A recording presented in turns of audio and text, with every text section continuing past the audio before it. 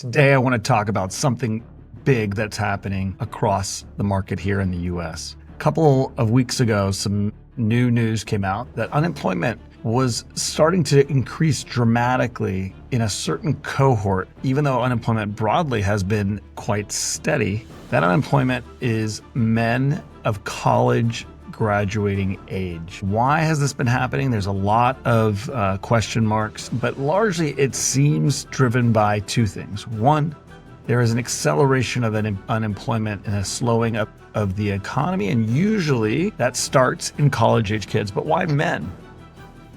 Well, when you look at the cohorts of men and where they actually tend to work, they tend to be jobs that are problem-solving jobs. Think accountants, think consultants, think programmers, etc., right?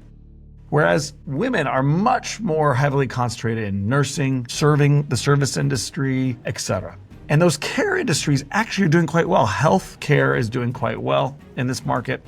And care industries are also, importantly, not being affected by AI. Those jobs, just to give you a sense, the unemployment rate for those men has gone from 4% in the last year to 7%.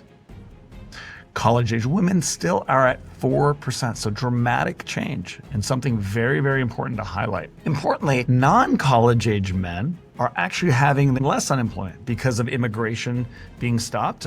Low-paying jobs, think working at a McDonald's or somewhere else in industry, maybe a labor job, construction jobs, for example, have been easier to come by for American men. But again, not true for college graduate men. And that AI trend is just getting started. That is critically important. Why does this matter so much? Pretty simple. Historically, men in their 20s generally have a very high propensity, if they are not employed, to create national disorder.